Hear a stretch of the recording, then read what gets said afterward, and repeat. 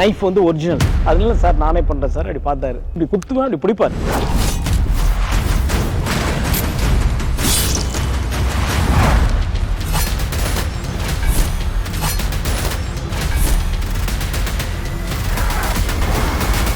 Jailer unlock super star Rajinikanth അഭിനയിച്ച mega block buster ചലച്ചിത്രം ജയിലറിന് പിന്നിലെ കഥ സബ് ടൈറ്റിലിനോടൊപ്പം നിങ്ങളുടെ സൺ നെക്സ്റ്റിൽ മാത്രം കണ്ടാസ്വദിക്കാം. ഇപ്പോൾ തന്നെ ആപ്പ് ഡൗൺലോഡ് ചെയ്യൂ. കാപ്പി.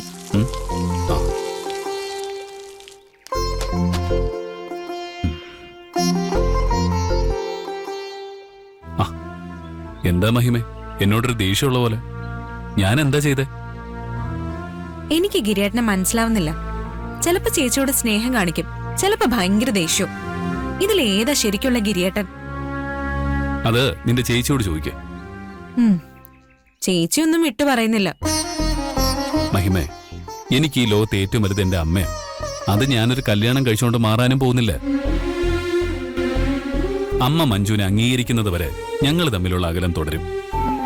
ഗിരിയേട്ടാ, അമ്മ ചേച്ചി അംഗീകരിക്കുന്നത് അവിടെ ഇരിക്കട്ടെ. ആദ്യം ഗിരിയേട്ടന് ചേച്ചി ഇഷ്ടമാണോ എന്ന് പറ.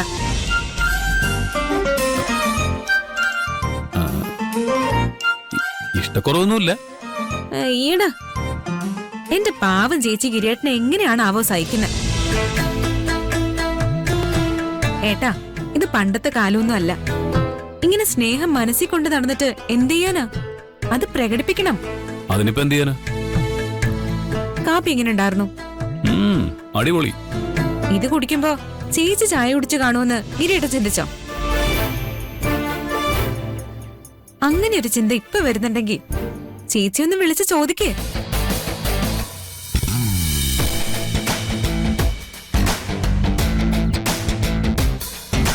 ഇതൊക്കെയാണ് റൊമാൻറ്റിക് ആയ ഭർത്താക്കന്മാര് ചെയ്യുക.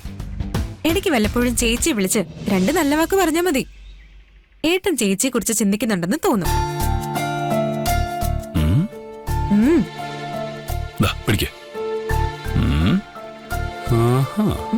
എന്നോടാ കളി.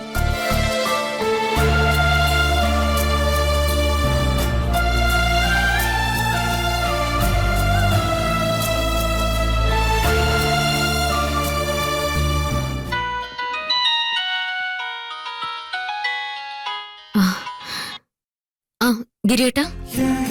ഹലോ. ഹലോ ഗിരിയേട്ടാ, സംസാരിക്കേ. ചായ കുടിച്ചോ? കുടിച്ചു. കടി എന്തായിരുന്നു? ഉഴുന്നുവട. ശരി ശരി.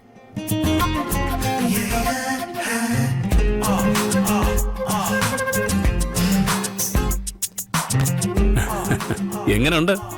ഇത്രയും റൊമാൻറ്റിക് ആയ മതിയോ? പിന്നെ ഗിരിയേട്ടൻ ഭയങ്കര റൊമാൻറ്റിക് അല്ലേ? ഇതൊക്കെ എന്ത് കഷ്ടം.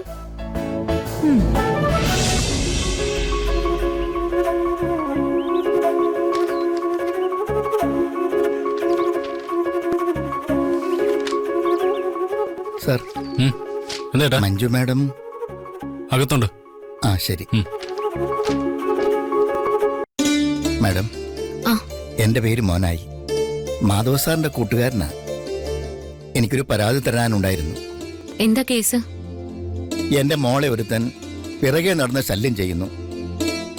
എല്ലാ വിവരങ്ങളും ഇതിനകത്ത് എഴുതിയിട്ടുണ്ട്. ടെൻഷൻ അടിക്കണ്ട, നമുക്ക് വഴിയുണ്ടാക്കാം. ശരി, ഓക്കെ. തരൂ.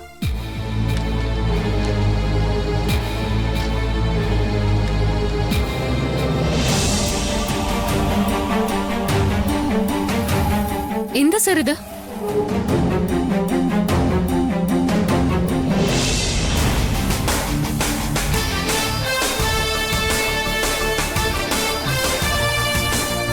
ആരാ?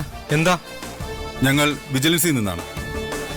ഇവിടെ ഒരു ഓഫീസർ കൈക്കൂലി കിട്ടാതെ അന്വേഷണം നടത്തില്ല എന്നൊരു പരാതി ഞങ്ങൾക്ക് കിട്ടി. അതിന്റെ ഭാഗമായി നടത്തുന്ന ഒരു സ്റ്റിംഗ് ഓപ്പറേഷനാണിത്.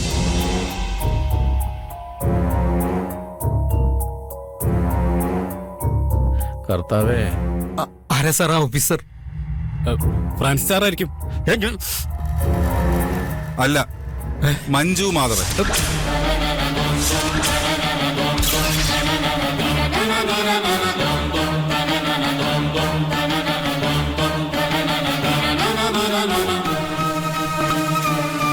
ദാ, കയ്യിലിരിക്കുന്ന കാശ് കണ്ടില്ലേ ജോസഫ്? സാർ. ആ ടെസ്റ്റ് നടത്ത്.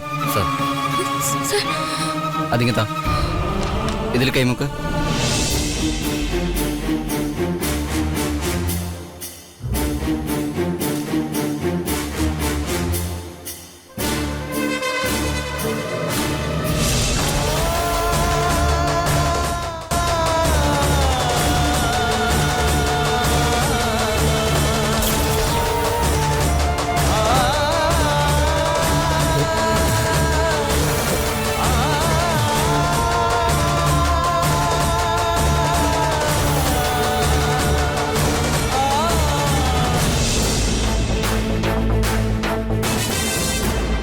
അപ്പോ എല്ലാത്തിനും തെളിവായി.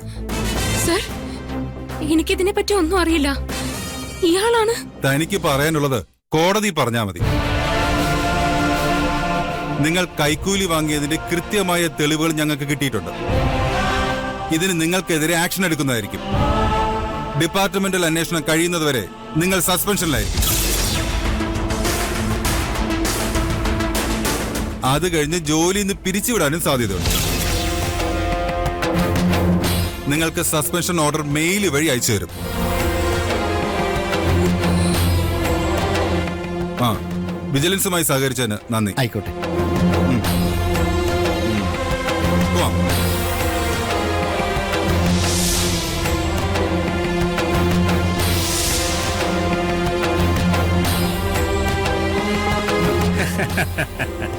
എന്തായാലും എനിക്ക് സന്തോഷായി. നിങ്ങളെല്ലാവരും എന്നെ കൈക്കൂലിക്കാരനൊന്നും വിളിച്ച് കുറെ കളിയാക്കിയിട്ടില്ലേ? പക്ഷേ ഇന്ന് വരെ എന്നെ ഒരുത്തനും കൈയോടെ പിടിച്ചിട്ടില്ല. കാരണം എനിക്ക് പെട്ടുപോവാതെ കാശ് വാങ്ങാനുള്ള ബുദ്ധിയുണ്ട്. സ്റ്റേഷന്റെ അകത്ത് തന്നെ വെച്ച് കാശ് വാങ്ങുന്ന ഇവളെ എന്തു പറയാനാ? ഇനി നാട്ടുകാരെ മാധവൻ സാറിനെ കുറിച്ച് എന്തു പറയാവോ? ഇത്രയും സത്യസന്ധനായ ഒരു പോലീസുകാരന്റെ മകള് ഇങ്ങനെ ഒരു കൈക്കൂലിക്കാരിയായി പോയല്ലോ.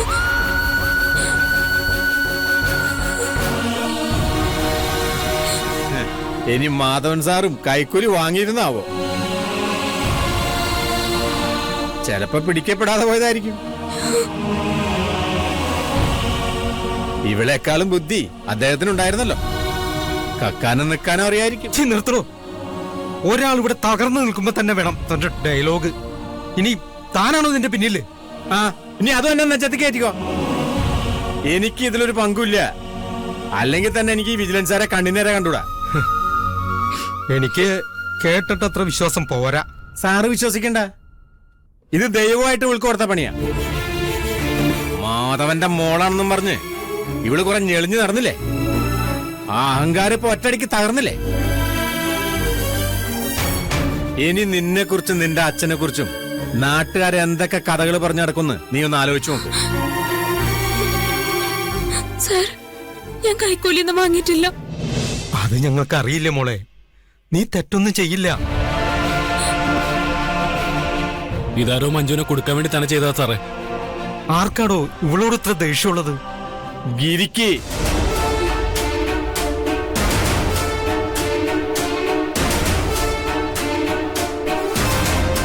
ഒരു പോലീസുകാരെ കല്യാണം കഴിക്കേണ്ടി വന്നാലേ അവന് നല്ല നാണക്കേടുണ്ട്.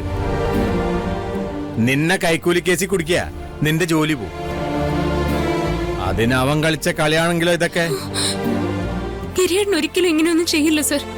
അത് ശരിയാ, ഗിരിയേട്ടൻ ഇത്ര തറപ്പണികളൊന്നും ചെയ്യില്ല. അത് ഫ്രാൻസിസ് സാറിനെ പറ്റൂ. ഫ്രാൻസിസ്, താൻ പോകാൻ നോക്ക്. ഞാൻ പോവാം, നീയും പോകാൻ നോക്ക്.